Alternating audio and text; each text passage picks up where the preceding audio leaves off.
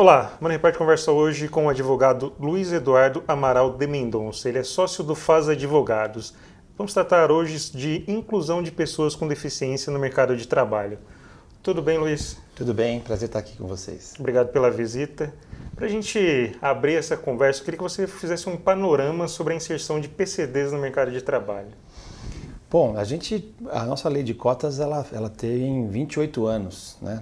Completou este ano 28 anos. É uma lei antiga, mas que ela durante os primeiros 10 anos, ela não tinha multa. Então, a fiscalização até fiscalizava, mas as empresas não se preocupavam tanto, porque não tinha aquela questão mais da multa onde dói mais para as empresas. A evolução veio acontecendo. Eu julgo a lei de cotas brasileira um pouco rigorosa, mas acho que é necessário pelo perfil do empresariado brasileiro também. É inegável que a lei de cotas traz uma inclusão social e os números mostram isso.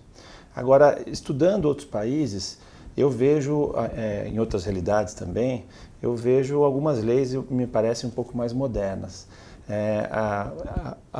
Até certo ponto, nos últimos 10 anos, por exemplo, o crescimento e a parábola crescente das empresas, eu chamo de a verdadeira corrida do ouro.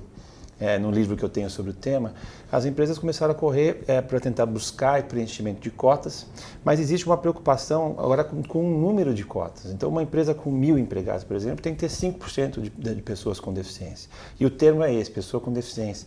A gente não fala mais portador de deficiência ou pessoa com necessidade especial, porque pessoa com necessidade especial, por exemplo, pode ser um idoso, uma grávida. Então, o tema é esse, está na nossa Lei Brasileira de Inclusão. A nossa LBI, a Lei Brasileira de Inclusão, ela é razoavelmente recente e ela veio agregar e trazer mais acessibilidade, trouxe, inclusive, obrigações até para diretores de escolas primárias, privadas ou não, para evitar aquilo que antigamente se falava de escolas especiais. Hoje, o moderno é misturar, é incluir, né? E a lei de cotas, às vezes, as empresas acabam se confundindo inserção com inclusão social. Incluir é tratar igual. Inserção é colocar para dentro da empresa, é contratar. Então, a gente tem visto agora uma preocupação das empresas não só com a fiscalização e com a inserção, e sim através de movimentos trazidos até pelo modelo americano de crescimento em rede, de trocas de experiências. A gente tem visto Câmara Paulista de Inclusão Social, Rede Empresarial de Inclusão Social, empresas que se reúnem para promover a inclusão e trocar boas práticas. Você, no começo da sua fala, você falou que a legislação ela é rigorosa. Por quê? Em que aspectos ela é rigorosa? Eu vejo ela um pouco ultrapassada e precisando de uma reformulação. Depois a gente pode até falar sobre a reformulação que estão pretendendo, a de Paulo Guedes, mas ela precisa de uma reformulação porque já está na Convenção Internacional dos Direitos da Pessoa com Deficiência, que foi ratificada pelo Brasil e está na Lei Brasileira de Inclusão. Destaca que o conceito de pessoa com deficiência é um conceito em evolução. Esse é o termo da lei. E justamente por isso, no Brasil a gente tem um rol taxativo e antiquado das deficiências. A deficiência não é uma deficiência, que eu costumo dizer, de um déficit da pessoa. E sim, é uma deficiência de convívio em sociedade. Então, um superdotado, por exemplo, lá na Europa, por exemplo, ele pode ser uma pessoa que, embora não tenha déficit nenhum, ele tem deficiência de convívio em sociedade. Então, a nossa lei não coloca essa pessoa como uma pessoa com deficiência, não enquadra. Uma pessoa que tem uma perda auditiva de 35 decibéis já é algo bastante significativo, só que ele não preenche a cota. Então eu chamo esses PCDs, que são pessoas com deficiência, de os marginalizados dos marginalizados, porque essas empresas não contratam, porque como elas precisam preencher a cota, elas precisam de pessoas com deficiência que preenchem os requisitos taxativos de um decreto antigo. Então, assim, para a gente entender, compreender, quais são as regras que as empresas precisam obedecer hoje no Brasil? Hoje existe um critério, é o Cadastro Geral dos Empregados. Então é o CAGED, né? E com base no cadastro nacional, você, dependendo do número de empregados, empresas com menos que 100 empregados, por exemplo, não precisam preencher a cota. Embora esteja aprovado e os números mostram que as empresas menores são as que mais incluem. Mas aí acima de 100 empregados começa com 2%, podendo chegar acima de 1.000 empregados chegando a 5%. A multa da fiscalização, a que é aplicada se a empresa não cumpre, é uma multa que é com base na cota não preenchida. Quase R$3.000 hoje, tá? Que é uma multa em UFIR, mas mais ou menos quase R$2.800 de multa. E por cota não preenchida.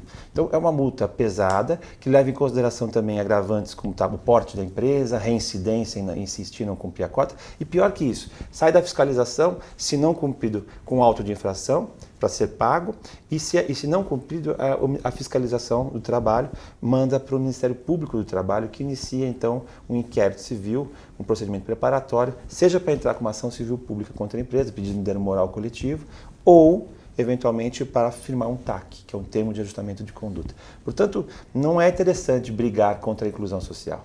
Agora, por outro lado, a gente tem visto uma necessidade de por exemplo, o pessoal costuma dizer que no Brasil tem 25 milhões de pessoas com deficiência. O censo não para olhar se essas 25 milhões de pessoas com deficiência, de fato, preenchem a cota, os requisitos da lei. Então, uma pessoa, por exemplo, que tem a perda auditiva, até certo tempo atrás, quem tinha uma visão monocular não preenchia a cota. Hoje já é aceito. Então, é uma lei que precisa de evolução, a sociedade e o mundo do mercado está mudando e a gente tem visto que um modelo mais moderno que existe não leva em consideração mais o CID, que é o Cadastro Internacional de Doença, e sim o CIF, que é o Cadastro Internacional de Funcionalidade, baseado com outros argumentos também. Então, a gente pode falar que essa legislação acaba sendo um entrave para a inclusão de PCDs, inserção de PCDs no mercado de trabalho? Eu acho que pelo fato dela não se atualizar, muitas pessoas que têm deficiência de convívio em sociedade acabam não sendo contratadas, porque a lei não as coloca como pessoa com deficiência. A fiscalização é ativa, eles são, no Brasil, essa é uma fiscalização muito ativa, que colhe muitos frutos do ponto de vista de participação. Ele convida a empresa a ir demonstrar que preenche a cota ou não, e os argumentos são discutidos. Mas a fiscalização, em especial aqui em São Paulo, tem se mostrado até a certo ponto aberta a firmar termos de compromisso. Se você tem uma possibilidade de, usando uma instrução normativa do próprio Ministério do Trabalho, que agora é o Ministério da Economia, uma instrução normativa que, olha, se eu sentir dificuldade e compartilhar isso com o auditor fiscal do trabalho que está me fiscalizando, eventualmente eu posso firmar um termo de compromisso junto ao Ministério da Economia e ganhando um pouco mais de prazo e, em troca disso, praticando ações afirmativas como constituição de um comitê de diversidade, envolvendo compliance, discutindo, lavando a roupa suja em casa, entendendo, olha, a minha empresa é acessível, não é? E aí, em troca disso, firmando parcerias com ONGs sérias que a gente tem em São Paulo, em todo o Brasil. Então, é possível ter um pouco mais de maleabilidade. Passamos por um período, uns 10 anos atrás, onde o fiscal era muito rigoroso, muito objetivo. Cumpriu, não cumpriu, multa. Agora a gente tem sentido o pessoal aceitando um pouco mais os argumentos da empresa. Então, sim, para a gente entender, deixar bem claro, quem que é o responsável por essa fiscalização? E como você tem falado, hoje essa fiscalização é um pouco mais educativa?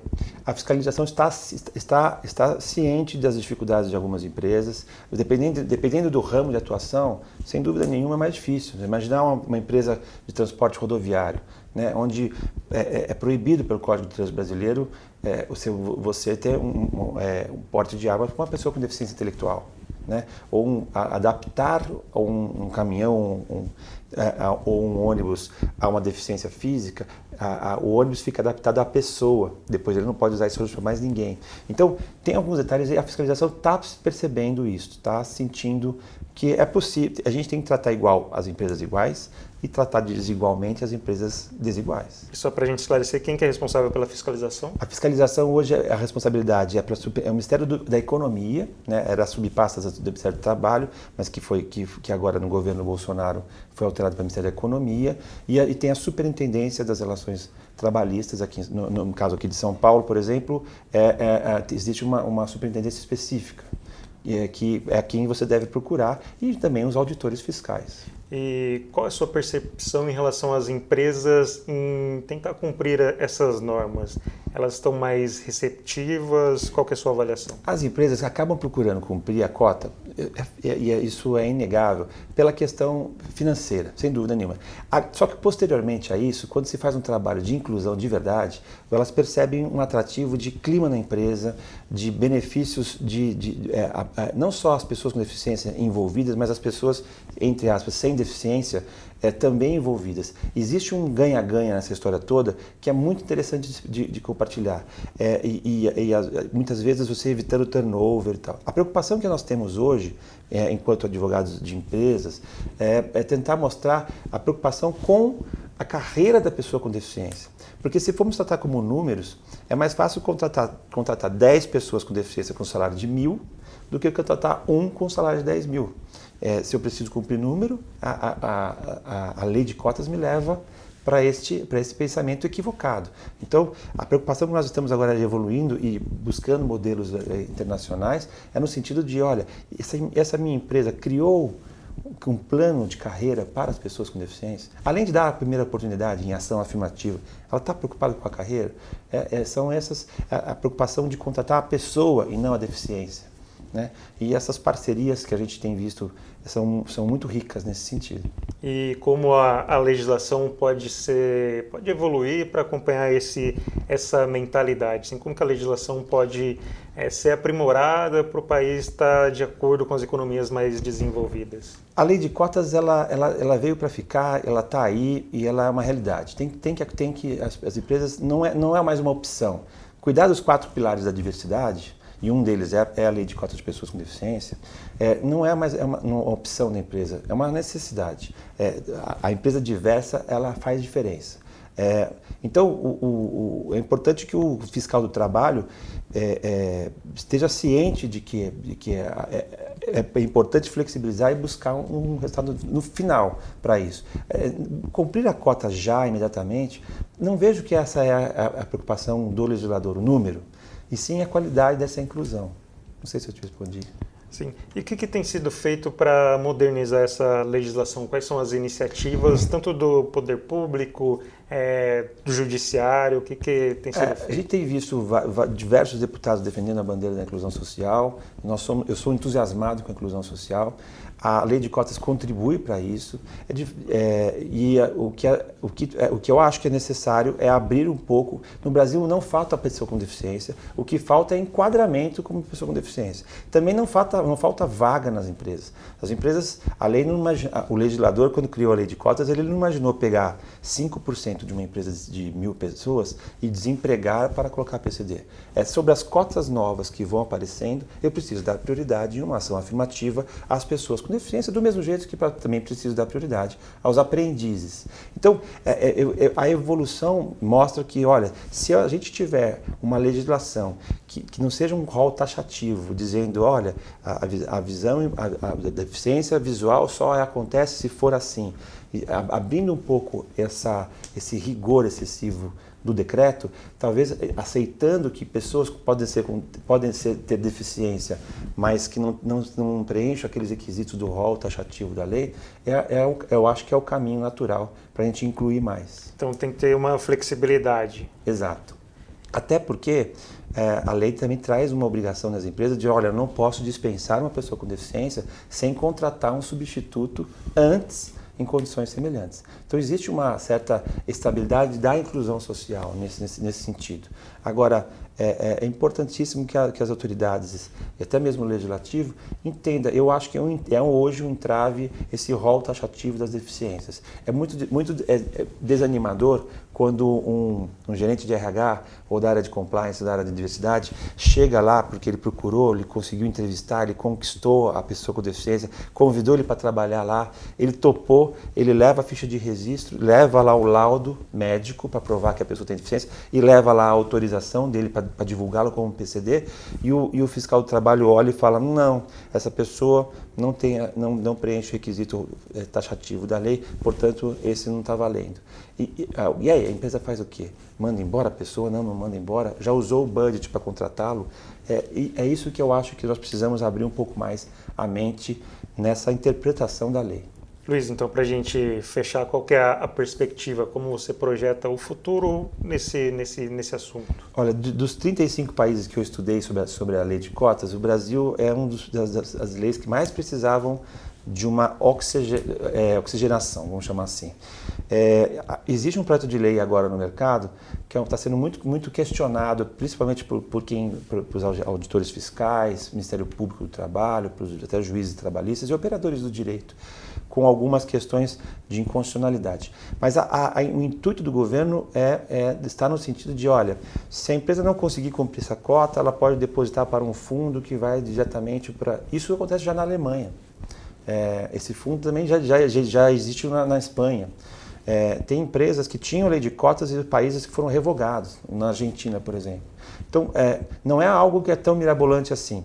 O que precisa entender é se a gente não vai pegar, talvez, uma boa ideia de iniciativa e ideia da Europa e desvirtuar aqui, quer dizer, falando, então é mais fácil, mais barato eu não contratar, não incluo e deposito para esse fundo. Não é um fundo barato, ainda assim, eu acho que esse projeto de lei precisa ser muito discutido, tem bastante questões lá, mas uma questão que eu vejo como ponto positivo é a história de eu poder utilizar um aprendiz com deficiência preenchendo as duas cotas. Eu já contratei um aprendiz, vou cumprir a lei de aprendizagem, mas ele tem deficiência. Então, quando é um aprendiz com deficiência, ele não tem limite etário. Isso já acontecia antes, mas agora a lei expressamente diz que ele preenche as duas cotas. Eu vejo com bons olhos essa parte da lei, mas tem outras questões que precisam de um ajuste. Mas, no geral, a perspectiva é positiva? É positiva. Eu vejo que as empresas já perceberam que precisam incluir, elas já estão discutindo boas práticas. Antigamente, a gente via empresas tentando cumprir a lei, descumprindo o espírito da lei. Então, eu contrato a pessoa, põe na minha folha, um salário baixinho, e deixo ela em casa. Isso tem nada a ver com a lei de cotas. Agora estão pensando na inclusão social, trazer para dentro de casa. Ou seja, não pode ser cumprir a lei apenas pela obrigação. Exato. Luiz, muito obrigado pela gentileza em esclarecer nossas dúvidas. Eu fico à disposição. Obrigado pela atenção e até a próxima.